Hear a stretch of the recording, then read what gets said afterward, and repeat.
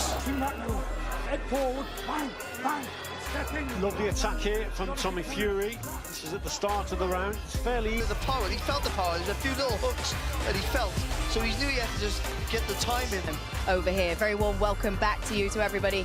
Thank you for joining us. The teaser hit the internet like a thunderclap. Anthony Joshua versus Jake Paul, 2025. The reaction was pure chaos. Fans laughed, but while social media was busy joking, the real players were signing checks. Saudi investors had already wired millions to make it real. Eddie Hearn even joked, "If the bag's big enough, AJ will fight a bear." This wasn't influencer boxing anymore. It was a sanctioned heavyweight war. Money meets madness on the grandest stage. And at the heart of it, two men with completely different worlds colliding. Anthony Joshua, the man built for moments like this. Olympic gold medalist, two-time unified heavyweight champion, a fighter carved out of discipline and grit. Back in 2012, when he took home gold in London, he wasn't just winning medals, he was winning hearts. A national hero overnight. Every kid in Britain wanted to be AJ. Then came his rise. Charles Martin, Dillian White, Joseph Parker, Vladimir Klitschko, each name another notch on the belt. Klitschko, especially in 2017 Wembley Stadium, 90,000 fans screaming as Joshua got dropped, stood up and knocked out the legend in the 11th round. It was pure thunder. That night, he looked invincible. But the fall came fast. June 2019, Madison Square Garden. An underdog named Andy Ruiz Jr. stepped in and did the unthinkable. 7th round TKO. Joshua hit the floor and so did his empire. Overnight, memes replaced posters. Critics called him soft. Doubters said he was finished. But Joshua didn't respond. He rebuilt. 6 months later, under the Saudi desert lights, he boxed smart, not wild. No ego, no emotion, just precision and patience. He outclassed Ruiz and reclaimed every belt. Redemption served cold. That's AJ. Quiet fire. He's not the loudest man in the room, but when he speaks, the arena listens. And even after later losses to Alexander Usyk in 2021, Joshua never stopped refining himself. While the world looked elsewhere, he was rebuilding his fundamentals. Stronger, sharper, and hungrier than ever. By 2025, AJ wasn't chasing belts anymore. He was chasing legacy. A reminder that the man who once ruled the division could still summon that same storm. And then came Jake Paul, the self-proclaimed problem child. At first, he was the internet's favorite villain, a YouTuber stirring chaos, staging pranks, calling out celebrities. No one took him seriously when he put on gloves, but his debut in 2020 changed that. First round TKO against Ali Ihsan-Gib. Then a knockout over former NBA star Nate Robinson that went viral across the planet. From there, Jake stopped pretending. He went all in. He fought with MMA champions, retired professionals, and the list is quite long. His record is clean. But then came the test. Tommy Fury, February 2023. Jake's only professional loss by split decision.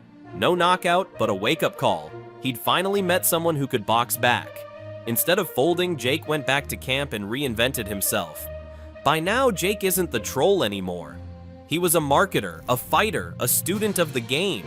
His whole identity revolved around proving he belonged. Every critic he'd ever had, from old school trainers to former champs, he wanted to make them eat their words. That's what made this matchup electric. Anthony Joshua, 6'6", 240 pounds, 89% knockout rate, Olympic pedigree. Jake Paul, 6'1", 190 pounds, 63% knockout rate, relentless belief. One represents power, the other, disruption. Joshua fights with the weight of history. Jake fights with the weight of proving he isn't history. When the fight was announced, the boxing world split in half. Purists called it a circus. Younger fans called it evolution. But both sides agreed on one thing: they'd watch. Because deep down, everyone wanted to know. What happens when a YouTuber dares to step into a lion's den? Joshua rebuilt from silence. Jake built himself from noise. Two different journeys, same destination, Riyadh, Saudi Arabia. Under the same blinding lights that once crowned Joshua's redemption, The problem child was now walking into the same arena, chasing his own. And as the fight neared, the energy shifted. Joshua trained in quiet focus, revisiting his jab, uppercuts, and footwork that once ruled the heavyweight scene. Jake's camp leaked footage, sparring 240-pounders pushing past exhaustion. One man built from Olympic glory, the other built from internet chaos, both carrying scars, one physical, one reputational, both chasing something no belt can buy: validation. The world laughed when the rumors began, but by the time fight night arrived, nobody was laughing anymore. Anthony Joshua walked into that ring like a machine built for war. 230 pounds of pure precision, sculpted from years of discipline, pain, and pressure. Every muscle told a story, every breath a reminder of what it costs to stay at the top. He wasn't just a fighter, he was the embodiment of controlled violence. No flash, no games, just quiet destruction. And standing across from him was Jake Paul. 190 pounds of defiance, eyes blazing with the kind of madness only underdogs carry. The size difference was obvious.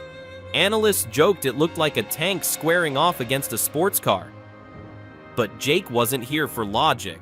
He was here for legacy. He'd been sparring with 6'5" monsters, taking punches that broke ribs, training until exhaustion blurred into obsession. "If I survive one round," he said, "I've already won." That line became a battle cry. It wasn't arrogance, it was belief. When Fight Night finally hit Riyadh, the air felt electric, buzzing like a live wire.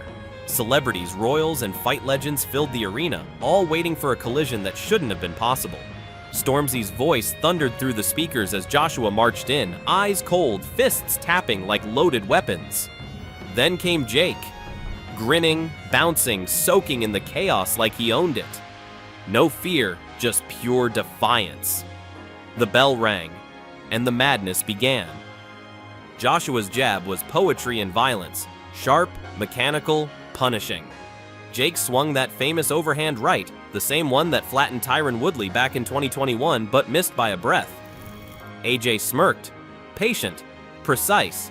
Then in round 3, Jake clipped him, a clean right hand. The crowd lost its mind. Did Jake Paul just land on Anthony Joshua? Even Joshua nodded, respect earned. But by round 5, reality started hitting back. AJ's rhythm was ruthless. Body shots thudded like gunfire. Jake's ribs bruised purple, his defense cracking, but he refused to fold. Blood on his lip, pride in his eyes, he kept throwing. Commentators murmured, "He's hurt, but he won't quit." By round 7, chaos took over.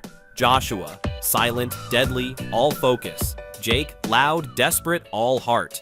Two worlds colliding in real time. One man fighting for redemption, the other for respect. Then came round 8. Joshua's eyes changed. Calm turned to hunger. He switched stance, walked Jake down like prey. Each hook sounded like thunder. Jake stumbled, dizzy, but whispered, "Not yet." Madness. Beautiful, reckless madness. Round 9. Silence before the storm. Joshua feinted left, then launched that uppercut. The same punch that ended Klitschko. It landed clean, brutal, final. Jake's mouth guard flew. The world stopped. The ref counted. 5, 6. But Jake was gone. It wasn't just a knockout. It was a statement. Power meeting heart. Experience crushing ambition. The night Riyadh saw the line between legend and dreamer blur in one perfect punch. The silence broke into chaos. Fireworks erupted over the ring. Joshua, drenched in sweat, stood still for a moment, breathing heavy, eyes closed, like a man finally reclaiming his peace. Redemption complete. He didn't scream or celebrate wildly, he just raised his gloves, nodding to the crowd. He'd silenced every doubt, not with words, but with one perfect punch. Then, in a moment that said more than any post-fight speech could, Joshua walked to Jake's corner.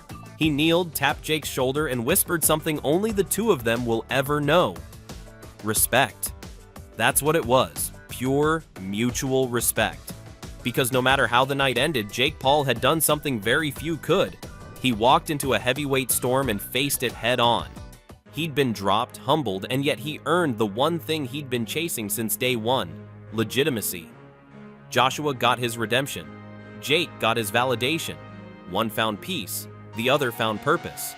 And the world? It got a fight that no one believed could happen, but everyone will remember forever, and the night proved that boxing is evolving. Two different worlds, old school grit and new school fame, met in the same ring and somehow both came out bigger. It wasn't just punches being thrown, it was generations colliding. You had Anthony Joshua, the embodiment of traditional boxing, discipline, pedigree, Olympic gold, and then Jake Paul, the internet's wild card, the guy who turned clout into combat. Together they did something promoters couldn't buy and critics couldn't ignore. They made boxing viral again. Millions tuned in. Not just fight fans, but streamers, gamers, influencers, all watching to see what would happen when legacy met audacity. And the best part? It worked. For Joshua, it was never about the paycheck. It was about proving that real power still commands respect. And he was right. Like this video and subscribe to the channel to get more updates on upcoming fights.